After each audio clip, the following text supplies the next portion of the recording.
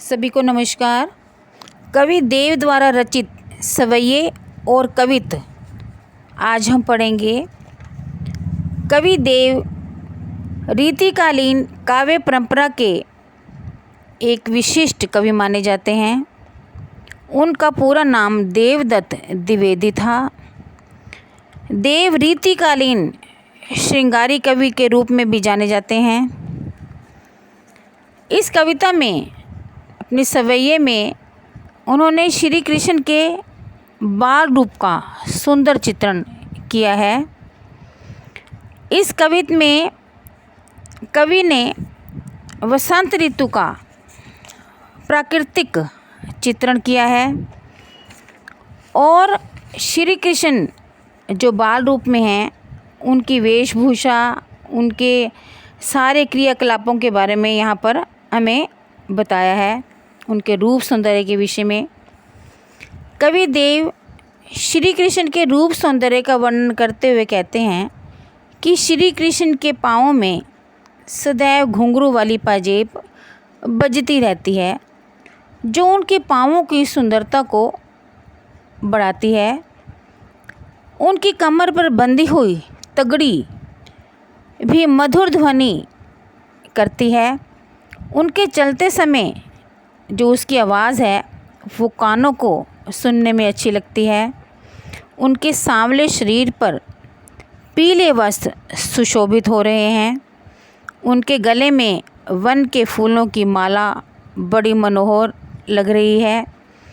श्री कृष्ण के माथे पर मुकुट है। उनकी बड़ी बड़ी आँखें अत्यंत चंचल हैं। उनके चेहरे की हंसी ऐसी लगती है मानो चांद की चांदनी ही उनके चेहरे पर उतर आई हो। इस संसार रूपी मंदिर में व्रज के दूल्हे श्री कृष्ण, दूल्हे रूप में यहाँ बताया है श्री कृष्ण को, वो एक दीपक के समान हैं।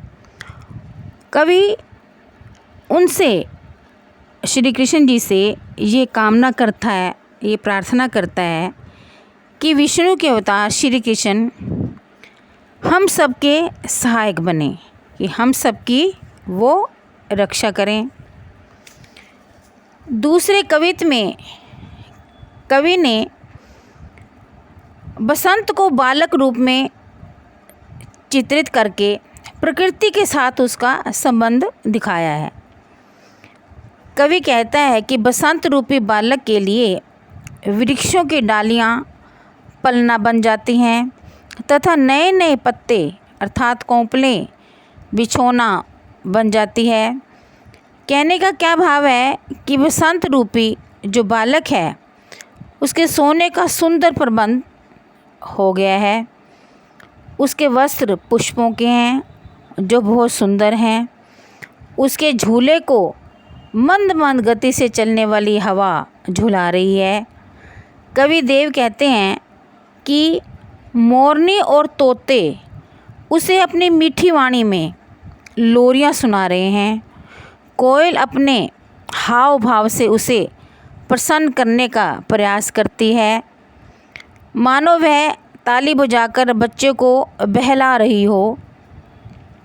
कमल की कली रूपी नायिका अपने पूर्ण सौंदर्य के रस से भरी हुई लताओं की साड़ी को सिर पर धारण करके उस बच्चे की, जैसे छोटे बच्चे की माँ नज़र उतारती है तो उस बच्चे की राई और नमक से, है ना, उसकी नज़र उतारती है कि जो उस पर आने वाली आपत्तियाँ हैं वो टल जाएं। कामदेव के पुत्र वसंत को जैसे मानो कली चुटकी बजाकर जगाती है, जैसे माता बच्चों को प्यार से जगाती है, उसी प्रकार जो कली है वसंत रूपी बालक को बड़े ध्यान से चुटकी बजाकर जगाने का प्रयास करती है। साथ ही दूसरे कवित्त में कवि राधा के रूप सौंदर्य का वर्णन करता है कि और इसमें दूध से नहाई हुई जैसे पूर्णिमा की चांदनी रात का वर्णन है। चाँद और तारों से की छटा जो है देखते ही बनती है, वो अनोखी है। कवि कहते हैं कि राधा का रंग महल सफ़ेद रंगमरमर के पत्थरों से बना है। उस सफ़ेद रंग महल में आनंद ही आनंद है, जैसे दही का समुद्र ऊंची हिलोरें ले रहा हो। फिर कवि कहते हैं कि बाहर भीतर सफ़ेद ही सफ़ेद दिखाई देता है, क्योंकि चांदनी रात है। चांदनी रात में चांदनी दूर तक फैली हुई प्रकाश करती है, सुंदर लगती है। उस महल के आंगन के चबूतरे पर दूध का झाग जैसा फैला हुआ है, मानो दूध की तरह ही सफ़ेद कोई कालीन से उसे ढक दिया गया हो। उस भव्य और सफ़ेद मंदिर के सफ़ेद कालीन पर जो तरुणी राधा युवती खड़ी है, अपने ही प्रकाश से वो झिलमिला रही है। राधा की मुस्कुराहट मोतियों के सफ़ेद मोतियों के समान चमक रही है और मल्लिका के फूलों को भी सुगंधित कर रही है। राधा का गोरा रंग इतना प्रभावपूर्ण है कि दर्पण की तरह चमकने वाले आकाश में जैसे प्रकाश चारों तरफ फैला रहा हो। ऐसा लगता है मानो चंद्रमा प्यारी राधा का प्रतिबिंब बन गया हो।